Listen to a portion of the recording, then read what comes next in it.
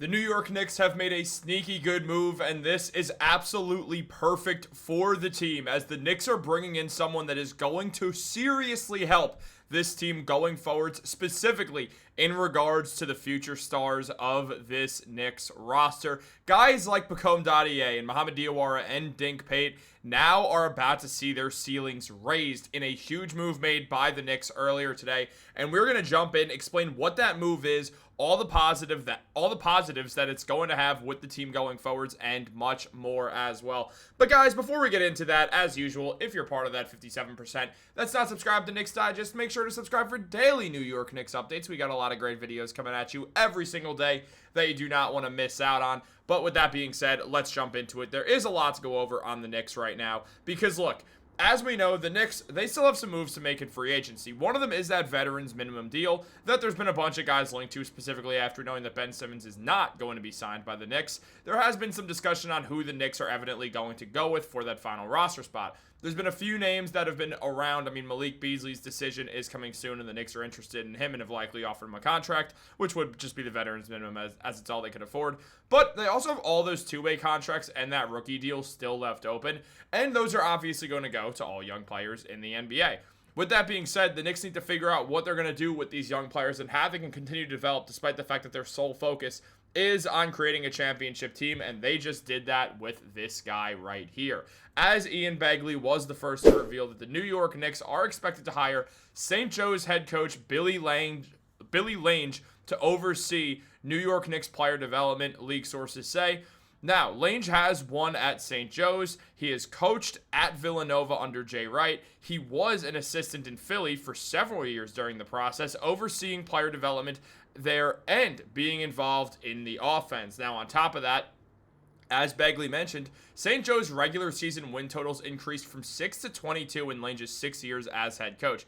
In Lange, the Knicks address an experienced basketball mind to lead player development program. Now, internal player development is and remains high priority for the Knicks while it is in win-now mode with core veterans. Lange will not have a role on the Knicks coaching staff. So unlike how he did have a role in the coaching staff in Philadelphia, Lange does not come over and he will not be on the bench with the Knicks. He's going to be the head of player development. He is going to be the guy who's working on the day-to-day with the player development, finding out what works for the specific players who come to mind, and on top of that, just helping out where he's needed to be. But his focus is player development. So with trainers and stuff like that and the work they're doing, Billy Lange is going to be overseeing all of that. Now, that's his specialty, is player development. When he coached at St. Joseph's in Philadelphia, his main thing there was like the pitch to guys he was offering scholarships to was the fact that they're going to develop as players over that time at St. Joe's. All that being said, he did only have one player who would get to the NBA from there, which is important to note.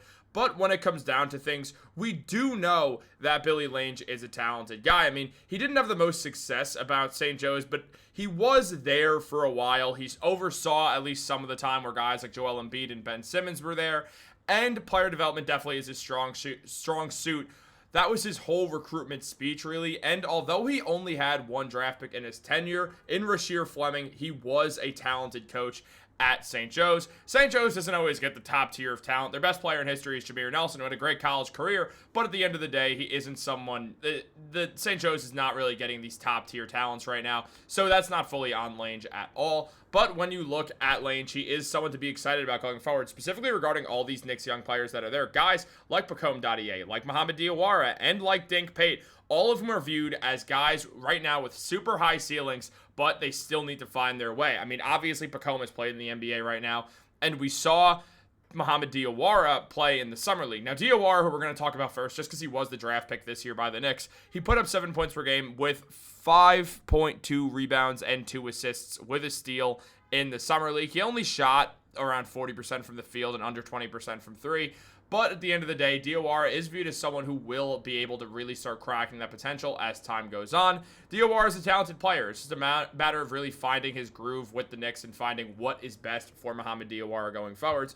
But then also there's Pacome, who did play a year in the NBA, who was drafted by the Knicks 25th overall in 2024. Now, Pacome, in the G League, where he got more of his burn, he put up 15 points per game, 5 rebounds, and 2.6 assists. And he was a very solid player for the Knicks overall down in Westchester. But it's more than that. It's about finding out how Pacome can really be tapped in to that guy. I mean, he barely played in the NBA last season, averaging 6.2 minutes per game, the least of any first-round rookie who got minutes at all last year. Pacome put up 1.7 points per game and 1 rebound in that span, shooting 32% from the field and 31% from 3. It wasn't a lost year for Dadiet. It's just the fact that he really wasn't ever in the rotation at all, which was kind of the big thing there. But Dadiet now will get a chance going forward. So he'll get more of a chance as time goes on. He's still just 20 years old. He's very, very young and has a lot of room to grow as an NBA player. And the Knicks want to get this right. They want to focus and make sure that their player development is still good. And after Tyler Kolek did have a bit of a down run in the summer league, Kolek is someone as well who we're going to be looking out for. I mean, Kolek,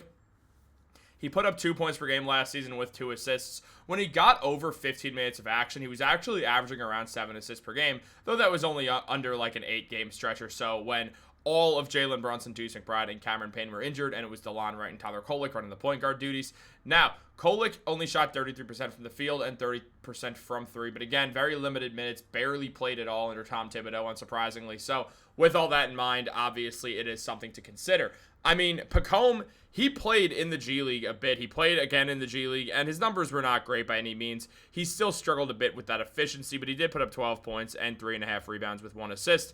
Showed some solid defense as well. And then we look at a guy like Kolek, who his numbers, if anything, started to drop a little bit. Yeah, his points per game went up, but his field goal percentage was really down at 32%, and he only shot 17% from 3 as well, which was a real concern, getting 5 assists compared to the 7 that was prior.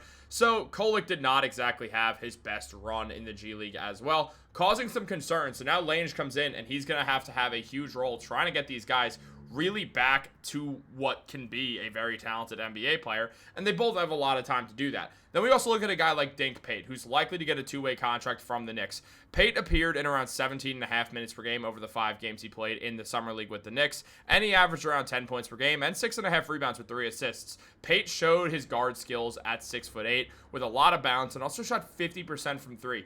Dink Pate is someone to be super excited about, who honestly I think does have a serious argument to get that rookie deal. I think he really probably should be the one who gets that rookie minimum contract and have DOR on a 2-way deal. Personally, that's what I would prefer. I'm super high on Dink Pate, and I think having a guy in Lange who we're now really revamping this player development is going to be huge. The Knicks made it very clear that their sole focus is to win a championship this season. However, that doesn't mean putting player development on the back burner. They now have a guy who they trust, who's been a trusted college coach at multiple levels now, to really run the show with player development. Something the Knicks do have to change up because Tom Thibodeau had his own style of that, but now the Knicks bring in a guy in Lange who is going to be super helpful for this team. This is an underrated move that the Knicks made, and we should be excited about it. Guys, what do you think? Do you think it's going to have an impact? Which Knicks young player are you the most excited about? I will say for myself, and I think this is a pretty common belief, it is Dink Pate right now. I think he's got those guard skills. He can shoot the ball. He's bouncy. He's got real defensive potential as well.